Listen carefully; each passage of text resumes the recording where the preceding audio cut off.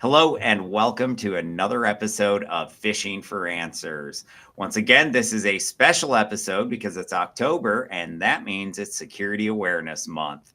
Today, I am here with Chris Nicolaou, and why don't you start by telling us the audience that story you were telling me right before we started here.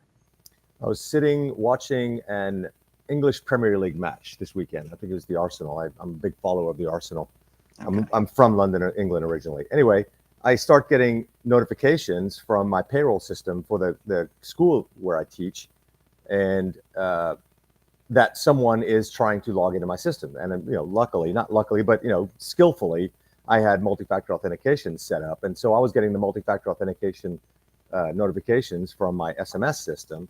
And I thought to myself, if I'm getting that, that means they probably have my password. And so I had to get in and change my password. And like I was telling you earlier, I use a password manager. It's at least 15 characters and super complex, and I don't even know my password. So I just had to go in, change my password. I actually changed the multi-factor authentication method to an app, to the just Google Authenticator, so I wouldn't have to worry about those notifications anymore. But yeah, that was a little scary that it just happened to me. I'm a cybersecurity guy. I'm a freaking CISO for two companies, and I'm getting notifications that somebody's actually breached my password. And the only way I know is because I'm getting those notifications. But yeah, the human element of cybersecurity is extremely important to me. And when I'm teaching class, in fact, I tell my students, if you can remember not anything else that I teach you, but that humans are the number one weakest spot in cybersecurity. That's all there is to it. And it's not through any fault of our own. We just are humans. We're gullible. We are hardworking. We are loving. We are trusting. We're humans.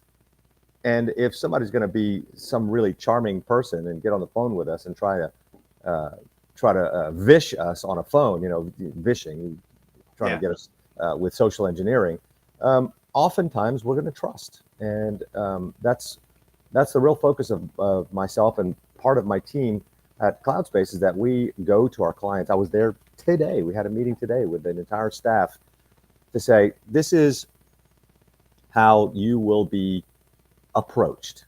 You'll be approached by somebody you may know, and they might not even know that you are being phished or vished, and they have received something that they're trying to get some information from you because they have been asked on their side. And so that's the real passion of mine, is to make sure that people understand, so that they're not going to be taken advantage of, so that they can run their businesses appropriately. And they don't want to worry about cybersecurity. They want to grow their businesses. That's 99 times out of 100. The clients that I speak with, they want to focus on their own business and let us focus on everything else. Yeah, I mean, and that accidental insider, that person that is clicking on the fish, they don't want to get the company infected. They don't want to be malicious, and so they do want to help. And that same attitude, I think that drives them to, or that's often exploited by the bad guys. Their desire to help, I think, can be exploited by the information security team. That same desire to help exists in remediating the problem too, and being more secure and being part of the solution instead of just being part of the problem. Yeah. Before we jump into all things human security, tell us a little bit more about your background. So how'd you get into cybersecurity in the first place? So I finished from U of H with an MIS degree, and I was actually working in restaurants. I was trained as a chef while I was in college. Graduated school.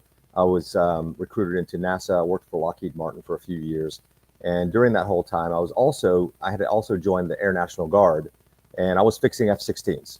When I first started there, we were fixing F-4s because I'm old, and then went to F-16s. And there is a system that actually, I believe it was a pilot that came up with. It was similar to the IFF system. I don't know if you're familiar with IFF. It means identify friend or foe. And that's typically what air-to-air navigation, especially in the military, uses. Identify friend or foe. It's called IFF. It's an IFF system. Makes sense. there is a system. I believe it was one of the pilots actually at Ellington Field, where I'm in Houston, by the way.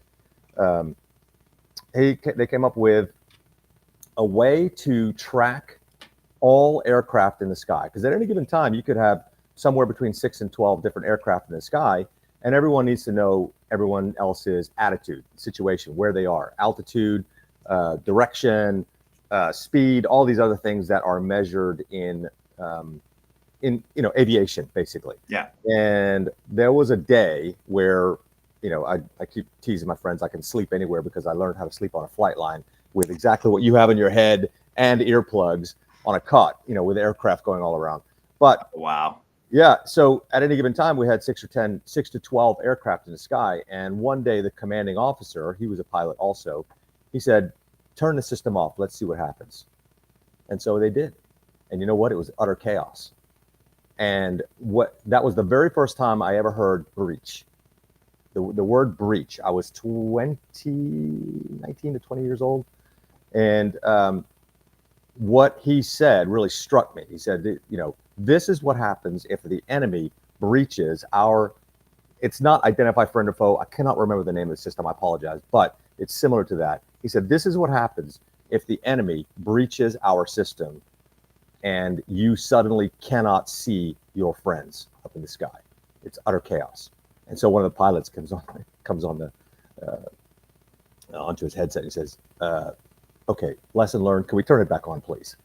And so they did, but that was the first time I ever heard the term breach. And that was the first time I ever heard enemy breaching our system. So that is what sprung my real curiosity into cybersecurity. And that was 1990. Okay. Very interesting. So fast forward a few years, how'd you get into cyber? So I worked for, like I said, Lockheed Martin, and then I worked for an MSP here in Houston. And I kind of got into the cybersecurity realm of that because back in the early 90s, this is now 96, 97, we actually started getting, not phishing email. They weren't called phishing emails back then. They were just, viruses via email. And so we started getting viruses via emails, and I kind of was put on a team that was helping to either educate or mitigate, one of the two. And I was, because I tend to speak with people a little bit more easily than an average person who is more technologically oriented.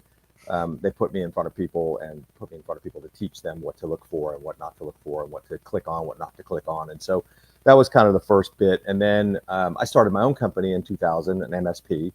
And I did a lot of that piece and then the actual mitigation of it.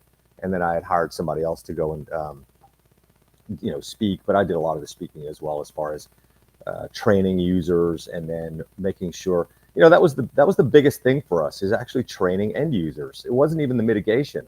If you had a Microsoft Exchange system on-prem with an email filtering system in that server or, in that domain, and then everybody had a good paid for antivirus system on their local machines, you're pretty taken care of, until you shove the human element into it, and then it mucks up the works. So I sold that business in 2013, and I've effectively been doing cybersecurity consulting and whatever else ever since then. But now I'm with a company full time, and doing effectively the exact same thing as the CISO for that company, and doing a lot of consulting on the mitigation side.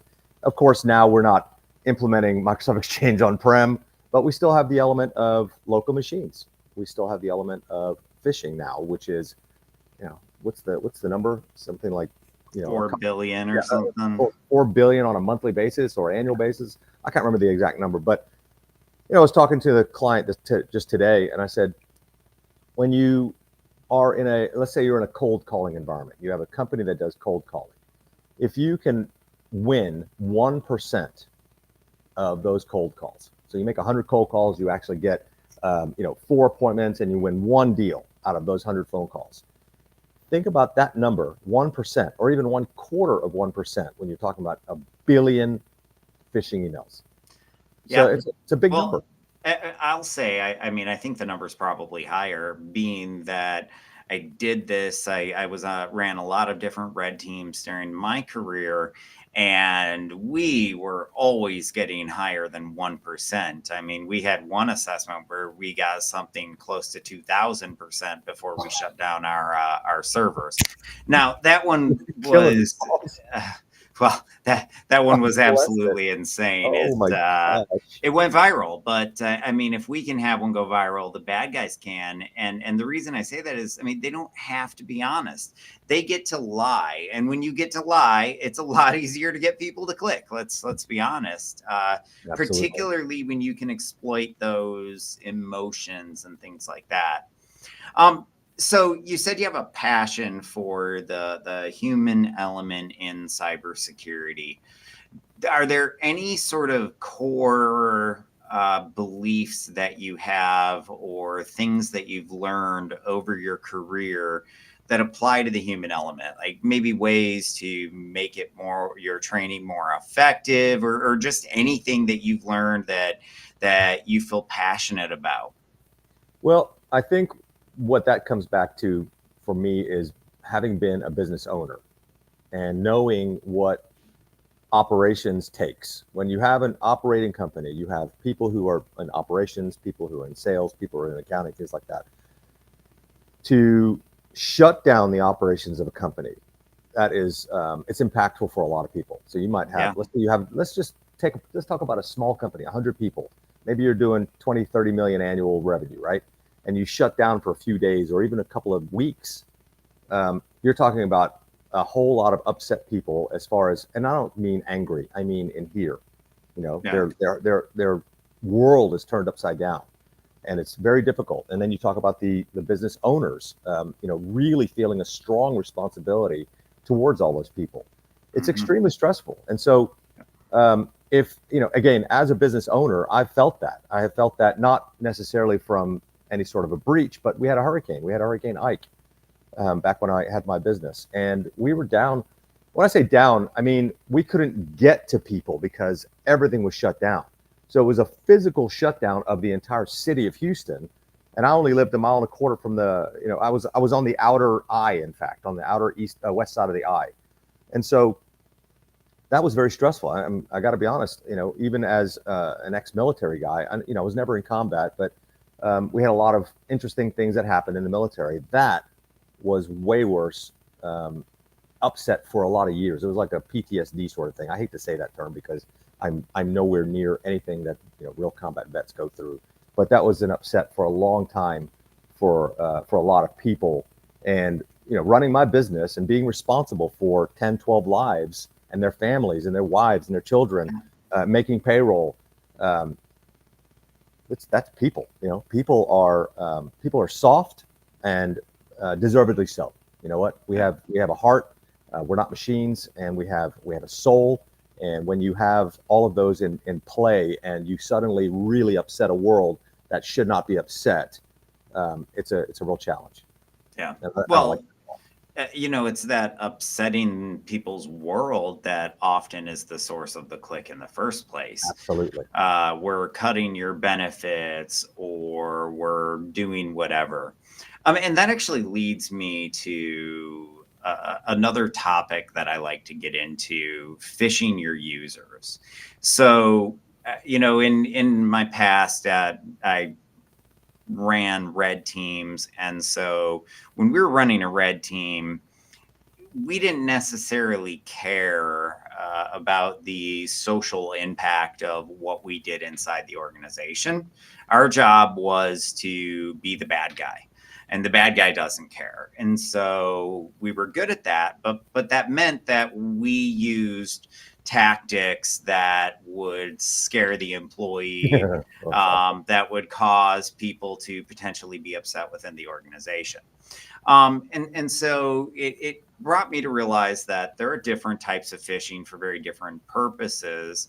And I feel like when you're phishing for education, that you should be far less invasive than you might be when you're phishing for a risk assessment.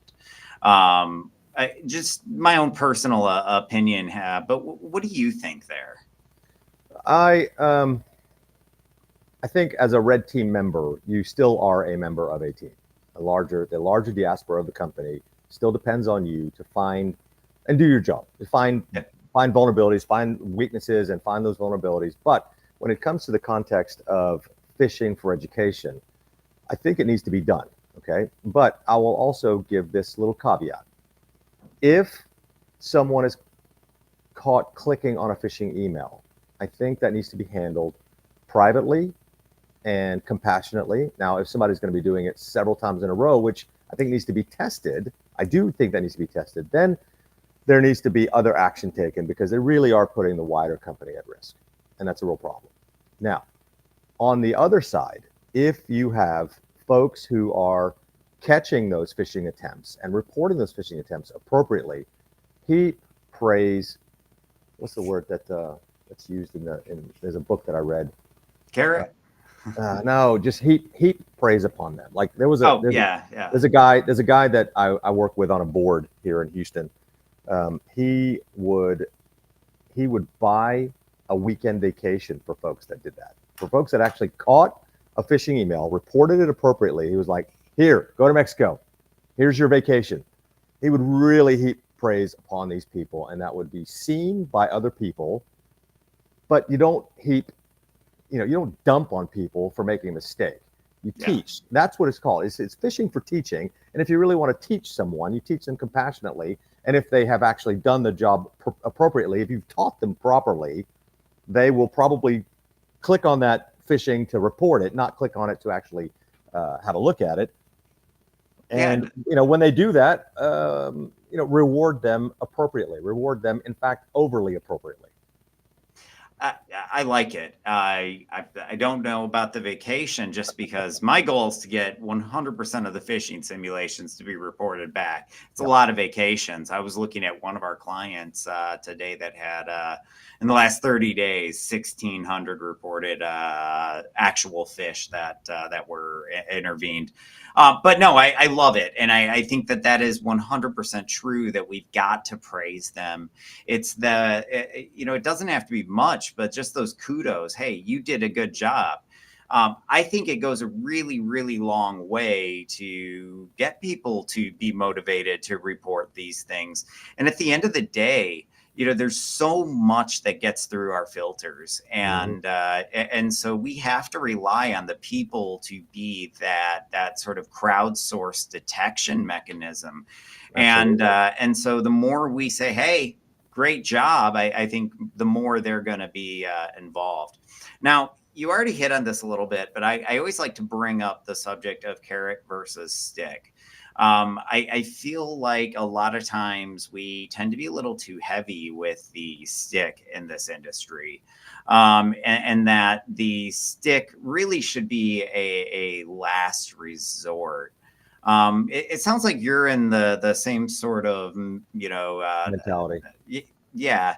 Any good stories around the carrot and the stick that you have to share, maybe? Yeah, several. How much time do we have? I mean, just in our own company, I actually implemented that. When I came on board, it's been a couple of years now. I implemented actually doing phishing in our own company. I mean, we're an MSP. You'd like to think we'd be, 100%, and we are. We have been in all fairness, we have been 100% reporting those, but we have a scrum every Tuesday, and we bring that up. I make sure we bring it up, because I normally am the one who's being reported to. Hey, I got this phishing email. Check it out. I'll always bring it up. I mean, it's one of those. I love praising people, and I'm gonna praise them as much as possible. And what that does also is it takes my team member. It gives them a little more incentive to actually talk to their own clientele, because they work. We have sort of a, not siloed, but sort of segmented clientele, where one of our team members has been working with this client for multiple years, and they're super friendly. They've really gotten a nice relationship, and it's a real partnership, and that's what we're all about. We're not transactional. We're very partner based. We're very relationship oriented. I mean, if you can hear me talking, you should hear our CEO talking. He is a people person. He loves our clientele. He loves our people that work there. He's built a real, I hate this word, but he's built a real an ecosystem of kindness around our company. And it's really lovely. I was talking to one of my team members. Talking to one of my team members. I said, "Listen, I've had other offers for more money. I'm not going anywhere. I love this place. I love working at CloudSpace." And the reason is because of the culture that our CEO and his wife have implemented, have instilled, I should say, of really being about the people. Transactions, if you can build relationships with your clientele, build relationships with your third-party providers, the money will come. It will. It just comes because people want to work with a company that's going to build a relationship with you. And like I'm saying, I'll go back to my point. All of our team members now are super hyper focused on the cybersecurity element. Most of the phishing, of course, because it is the hammer that keeps getting pounded into our clientele, because they receive so stinking many phishing emails. Even though we have a killer filter system, and they're all 100% on our filter system, they still, a couple still leak through. It happens. Nothing is ever 100%. But our team now, since we have a CISO on board who's really pounding that education into our folks, they're going forward and pounding it into their folks, which is brilliant.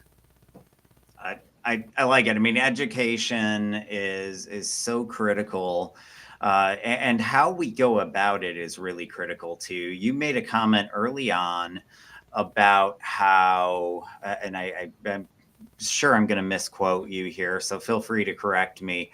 But you'd made a comment about how you often had people that weren't really that great at communicating in charge of this communication, thing, or rather that you got put in charge of it because so many others weren't.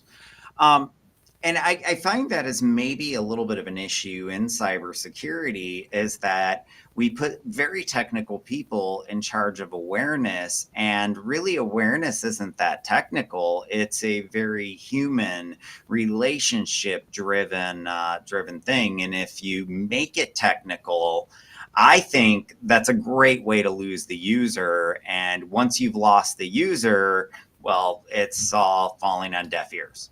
Brother, you're preaching to the choir. That's exactly right. You have to get some element of entertainment, some element of the ability to connect to people, ability to create relationships on a very short basis because you're in front of them for maybe 15 or 20 minutes. And if you can't pull the relationship in, you will lose. Yeah, you'll lose the audience immediately. And because if you start talking about, filtering thousands of emails, and this is our filtering system, and blah blah blah blah. Here's how you look at the headers. Exactly.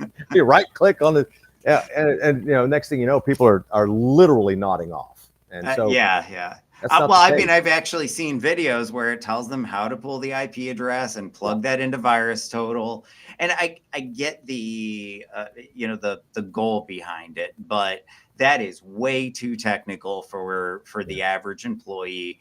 And what we want to do is demystify, not continue to mystify it more. Go ahead.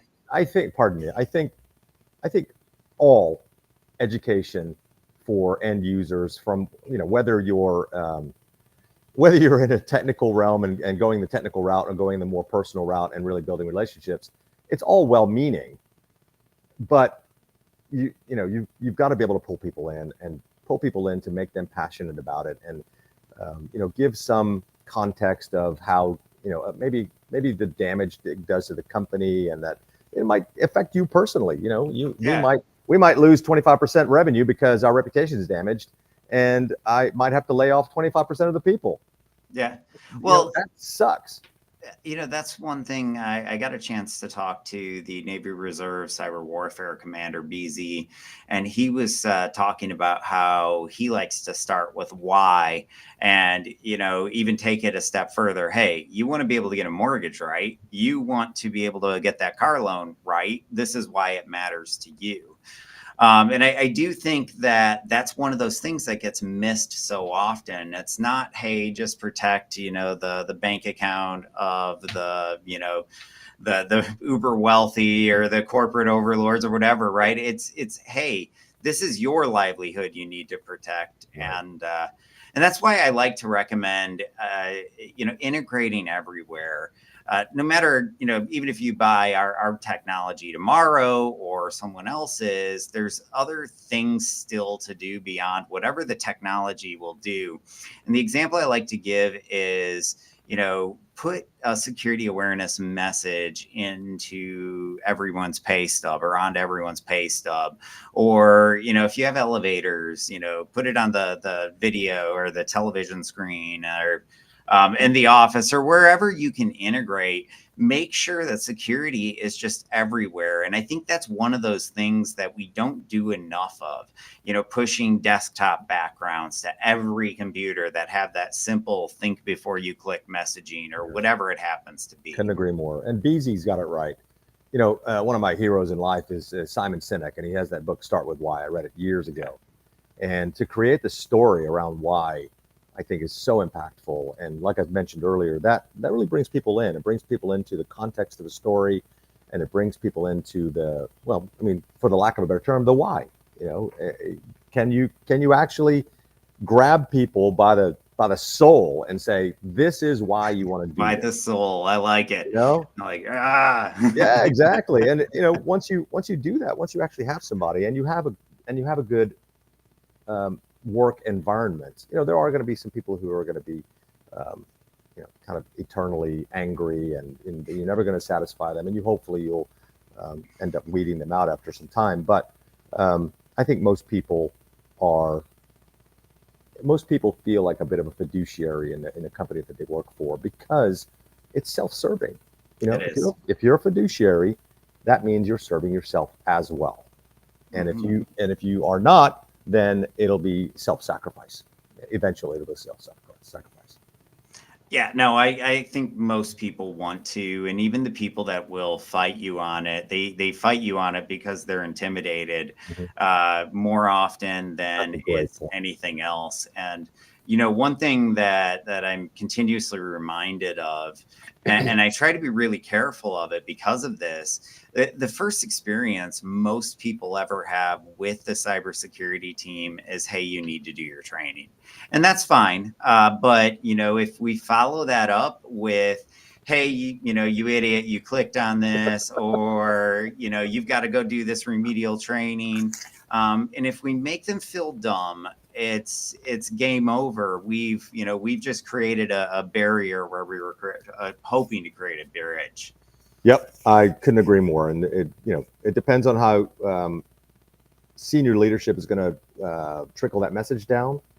And I think it really starts from senior leadership. And like I was mentioning, our senior leadership, I'm part of that team. Our CTO is such a bright guy. And of course, he is also a people person. He's been with our CEO for a long time. I'm the new guy on board 2 years in. But the culture that is created around our company is, in my opinion, unparalleled. Like I said, I've had other offers, and I'm not going anywhere. I love where I work, and I wish that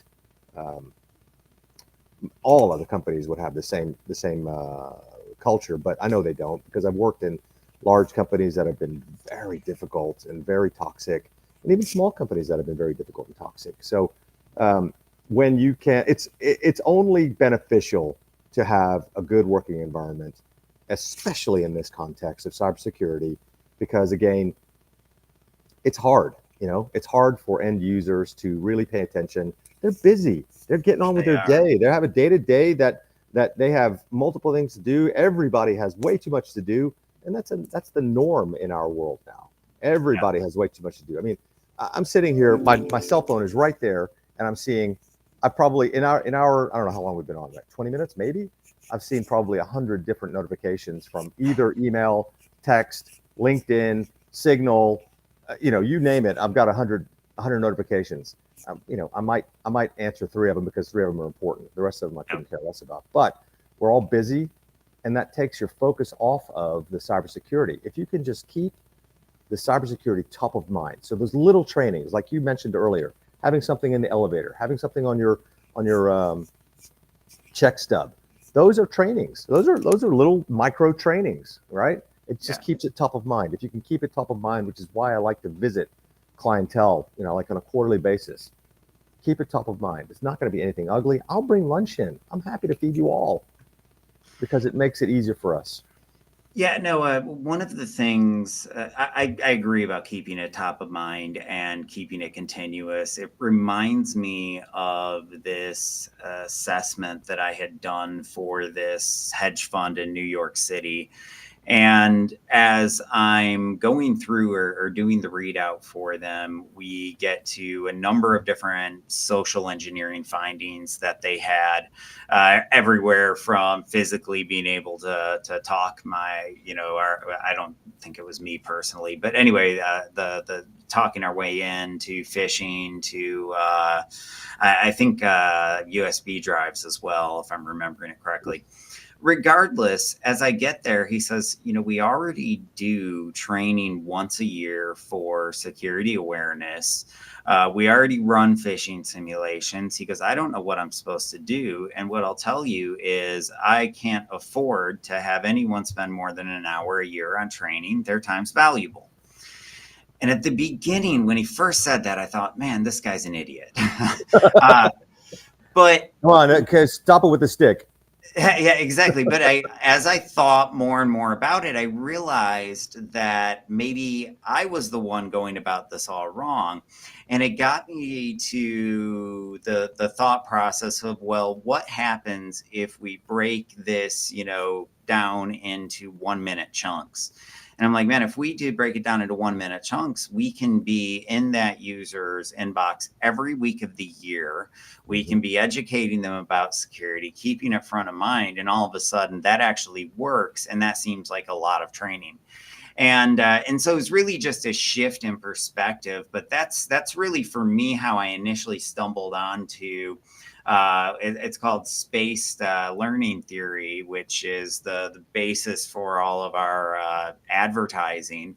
But it talks about how when you break things up into little bite-sized bits and feed it to people at a high frequency, you get super high retention. Mm-hmm. And so anyway, it's I'm just reminded of that as you point that out. And I couldn't agree more. You have to keep it continuous and front of mind. And if I'm talking to you today about passwords, that doesn't mean that that's the only thing you're aware of. That talking to you about passwords keeps all cybersecurity front of mind, which, helps you be more aware of thinking before you click, even though that wasn't today's message. Right. I fully agree with everything you just said. So, okay, we've talked through a couple things here. Now, one of the things that I've heard a study about that said that people are something like 10 times or you get like 10x higher retention rates when it's contextual to the person's role within the organization. And as I read through like the new requirements for CMMC to level 2, you see that they're pushing toward more and more role-based training. Mm-hmm. What roles do you think we should be training our people on? I think I don't understand the context of the question as far as the roles. So just roles in cybersecurity or roles otherwise in the business. Cybersecurity. So like if I'm the example I'd give is like you were talking about DevOps and developers at the beginning. I think developers are a great one, making sure that they all have OWASP top 10 training so they're not making those mistakes. But yeah, I guess what I'm just asking is what roles should we be looking at as we try to deploy role-based training? We clearly can't do everything. So what roles do you think are the most critical? When you're talking in the context of CMMC, there are so many different levels of assessment that have to happen, especially when you're talking about DoD and basically the defense industrial complex, or is it DID or DIC? I can't remember. I think it's DIB. Defense industrial base. Yes. Yeah. DIB. And when you're talking about, if let's say let's go into the development phase, okay, the software development piece. How many times have you seen a dev team finish a sprint and not go through a code review? Oh, it happens all the time. I mean, they should always go to a code review. But I've been the pen tester on enough dev teams to know how that works. And more often than not, we'd get in there once every 2 years, and everything that happened in the middle was just pushed without a security test on it, Yeah. and sometimes without even QA testing, depending on the application. So if you're talking about roles that need to be trained in cybersecurity, let's talk about the entire dev team, the entire dev ecosystem. When you're talking about devs, you're talking about scrum masters, you're talking about DevOps, all the directors that are involved in those things actually managing, that should be managing code reviews, pen test reviews, pen tests, because you can pen test, but if you don't review the pen test, then you're even worse off. So in the context of CMMC, when you think about what's at stake, okay, I'm a military guy. I love the military. I loved my time in the military, but I also know the attack surface in the military is so huge because you have people. I'm not going to dump on the military, but I tell you what, when I was in boot camp, some of the people that were in boot camp with me, I joined before I went to college because I needed a way to pay for college. But some of the people that were in Air Force boot camp with me were subpar, full stop. They were just subpar. And so when you think about that alone, just the inside threat to the military, not even talking about the outside threat. So now you start getting into the outside threats where you have maybe a third party that's doing some sort of a software development for, who the heck knows, some missile system or some missile database system, or an airplane communication system where you have fighter jets that know where each other are, and that hasn't been code reviewed and hasn't been pen tested. There's absolutely no security checks on that whatsoever. I think developers need to be trained. I think DevOps need to be trained. I think that the CIO, CTO, all those people who are actually senior leadership on those projects, because they, when you have a development project like that, you have CIO, CTO, CISO, directors under them, DevOps people, developers, and you might have, in a team that I was running, I had developers on 4 different continents. Yeah. Well, and you potentially supply chain issues there too, because oh my gosh, you've got the hardware that you have to make sure comes in just as securely as everything else, or that's your weak point. It's a dizzying array of attack surfaces. It is. It's a dizzying array. Like I said, I had developers in Colombia, US, Europe, in Latvia, and then in India. So literally 4 continents, developing around the world, and I wasn't even the CISO of that group yet. And then the CTO, who I grew up with, basically says, "You're the CISO now because nobody's doing security tests." So that's when we got everything together as far as doing code reviews. And it took longer. You know what? It took longer. But we secured everything. And we had to actually go back. So we had already gone through probably 3 or 4 different sprints. So we're 2 months in, basically.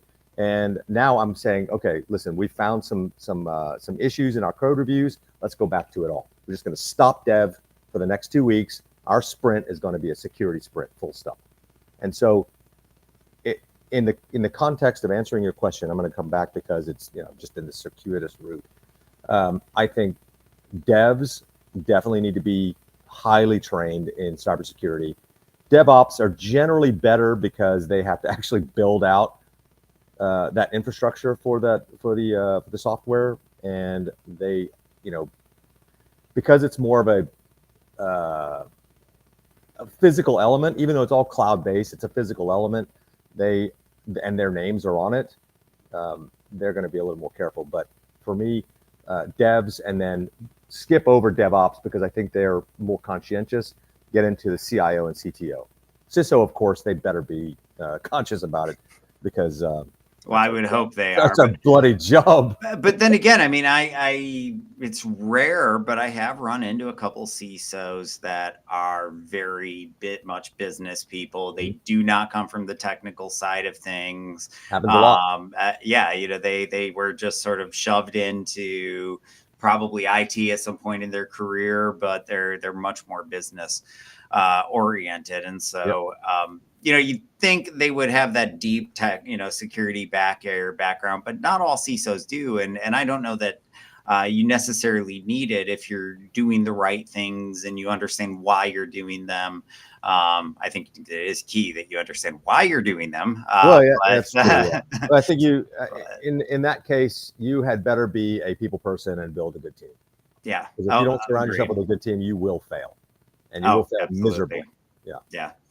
Yeah. Okay, so we've talked through phishing, but carrot versus stick.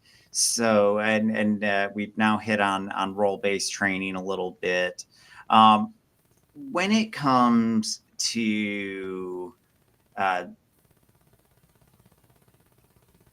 making security awareness fun, have you learned any tricks or anything over the years that you can give people advice? Like how can we make this more entertaining for people? You can do a role based sort of play like I've done before. You actually do a play, like almost Like like a a role, read through, you put them like at a table? yeah, a role play, and actually have a phishing email that comes in, and next thing you know, you click on it, they're pulling data out of your machine, and it makes everyone a little uncomfortable, but we all know it's also for dramatic effect. Everyone knows it's for dramatic effect, and so you can actually literally see people like squirming in their chairs, going, "Oh my God, this could actually happen to me. This would be awful," and then people start deleting pictures and things from their personal laptops. And I've also there are actually YouTube videos on social engineering. There's one that I show in my class all the time when we do the social engineering piece of it. Interestingly, I'm teaching an ethical hacking class right now. I have two classes. One is UCSD and one is at UC Boulder. It's all online, obviously, because I'm in Houston. But I bring up a couple of videos.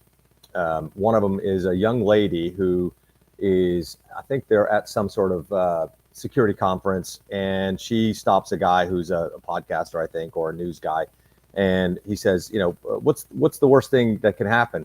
And she said, well, I'm gonna imitate your girlfriend or wife or whatever the case is, and I'm gonna call your cell phone company and get all your information. You watch. And so in front of him, she calls a cell phone company, and she's spoofed his number off of her laptop. Not only has she spoofed his number, but she's got a baby crying in the background as background noise. And she's like, "Oh, I'm so sorry, my baby's just going crazy, and my fiance wanted me to get my information for the cell number now because we're going to transfer it all." And sure enough, 30 seconds later, she has all his information. And the guy's like, "Oh my God!" And that was real time. I mean, she did it real time. And you know what? Yeah. She's charming. She's alarmingly charming, in fact. And then she's also pretty savvy as far as human psychology is concerned. The sound of a crying baby for men, especially, is something that we want to get away from immediately. I know that sounds sexist, but it's the truth. There's a frequency that makes men's brains a little nuts when it comes to that.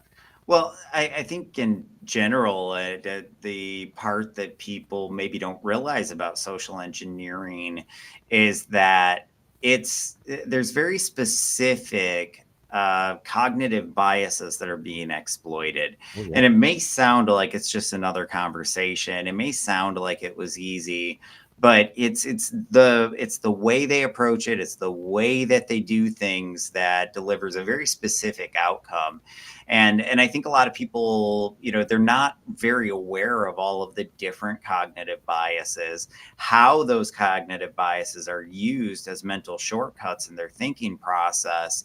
And I think that lack of awareness is part of the reason that it can so easily be used against them. Yeah, and if you don't have a PhD in psych, then you're kind of toast. Those folks who are actually plugged in, they don't even have to be PhDs in psych. They have some innate knowledge of the cognitive bias of human beings, and are able to really exploit that. and they're bright. They're really, really smart people, and they understand social cues. They understand even just a little twinkle in someone's eye or a twitch in their mouth or something like that. And they're, they're just smart people. They're way smarter than I am. And if they would just maybe just go become a salesperson, they'd be millionaires. Yeah. I mean, social engineering was the thing that, well, it was funny when I started down the ethical hacking path. I was like, man, I'm never going to be a social engineer. I'm going to be technical. And then, like, my first physical engagement, I talked my way into a bank vault. I'm like, okay, that was fun. And it led me to really diving into that. And what's interesting is that while I had taught myself to code and even do a little bit of hacking back in high school, I went to school for marketing, and that really, I found a lot of it applied when I got over into social engineering. But yeah, it was. I think there's a little bit of a natural knack for it, or maybe a natural lack of a knack for it. I say that because when I was younger, I was just had terrible social skills, and so I read a lot of psychology books, and I do wonder how much that like impacted my ability to do social engineering, because I just didn't want to be socially awkward. But I still to this day wonder about that. Now, I do want to, before we, I have to wrap up here. We're getting low on time, but I do want to talk a little bit about AI. AI is changing the threat landscape. What to you are the biggest threats that AI poses? And then on the other side of that, what are the biggest opportunities that you think it poses? So in the context of what we're talking about with phishing, especially, the ability to very, very quickly automate phishing attempts is just dizzying, frankly. And the ability of, you probably have ChatGPT on your phone. I mean, you probably use it for different things and writing emails. And I love ChatGPT. I use the hell out of it. I really use it quite a lot, did different random things.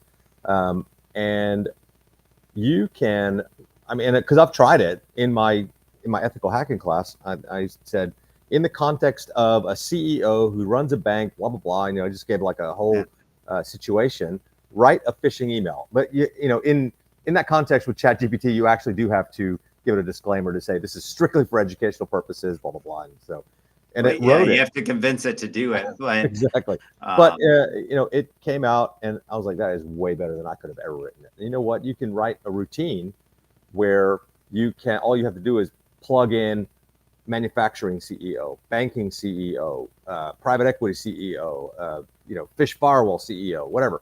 And it'll write a contextual, brilliant email, charming as hell.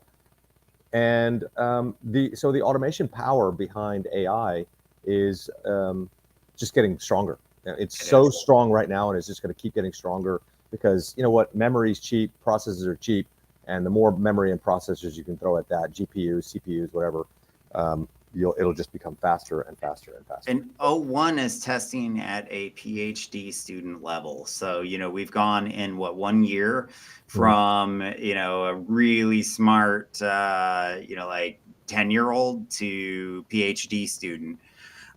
So how long before it truly is smarter than that $300 an hour consultant?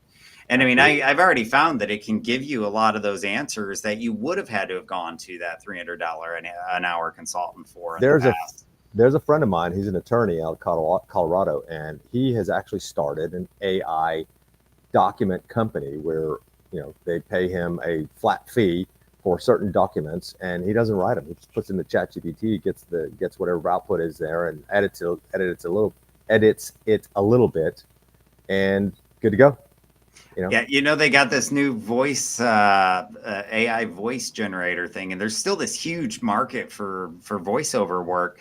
And I was thinking, man, I should just automate a tool that goes in, applies for all of those jobs, wins them, does the voice work, pumps it out, and just writes me a check because I don't have to do anything. And what you don't know, I'm not really here. I'm on holiday in Cyprus. Yeah, no, but how long before that's a real thing? I mean, one of my VPs was sending me this link about how you can create your own clone. And when you record the voice and then attach the clone to your voice, it's actually really impressive how real it can look. Yeah, impressive or terrifying? You pick your adjective, you know? Terrifying might be it. I mean, they're saying that AI is going to be able to generate movies on the fly. It's able to right now upscale video games that, like take an old Doom game and make it like, photorealistic. Yeah. So it's going to be real interesting, I think, to see what happens. I also think that there's a lot of education that we have to do around AI too. And I think that that's going to be one of the things that is currently something that's a little bit difficult to stay on top of, but it's going to continue being difficult to stay on top of. How do we educate our people about deep fakes? How do we educate our people about the use of these large language models? How do we educate our people about how to even distinguish the difference between the different large language models? Like, there's so many different elements here that are at play. And I mean, that if we're not giving them instructions, they're figuring it out on their own, is my assumption. And that's terrifying in and of itself. You talk about AI 1.0, where we are right now, a year or so in. When you talk about the defense of AI 1.0, we're at, defense 0.5. Well, our industry is only just now even starting to accept AI. I mean, just a year ago, people were still very hesitant of letting AI do things for them in cybersecurity. And I get it, but the only way we stay in front of these AI-driven attacks is with AI. Yeah, they've got to get I mean, the companies that are doing phishing defense, filtering, email filtering, they've got to get their own algorithms in place, because, in the same vein as, let's say, I have 2 children in university right now. If they write their papers with ChatGPT, the instructors can tell, the professors can tell. They plug it into their own anti-ChatGPT system. I don't even know what it's called. And they're like, nope, that's not going to happen. Go rewrite it or you're out. One of the two. And so in that same vein, that is in the works. I know it is right now, because we use an email system, an email filtering system that does have an element of AI that can recognize some. It's not great. But the problem is that everyone's using AI, and while in an academic level, maybe, but I actually heard about, I think it was students at Harvard, and it was a Harvard professor that was using one of those tools and found that it was lying. And so, even these tools that are designed to detect, content written by AI are having their own hallucinations, which is a problem in and of itself. So I don't know. It'll be interesting to see what happens there, but I couldn't agree more. It's really terrifying what's happening. Any sort of final words for our audience before we wrap up today? Well, first of all, thank you. Thank you for having me. Thank you for inviting me on board. Thank you for being here. It's been a blast. Wonderful. Yeah, this is actually wonderful. And I hope I've given my students the link, or at least certainly have given them the ability to have a look at this on LinkedIn. They know who I am and where I am. And so, God willing, they've been able to watch. I think it's been eye-opening for me. I hope it's been eye-opening for you and for our students. Absolutely. And the clients that have actually connected as well. I think what you guys do is just really solid work in the field of anti-phishing and getting the education out there, getting the word out there. I'm very, very delighted to be able to get on with you to actually put that word out there about education, about really protecting people, protecting companies. I think it's the most important thing in my personal experience. I'm 56 years old. I've been doing this for a minute, since 1992.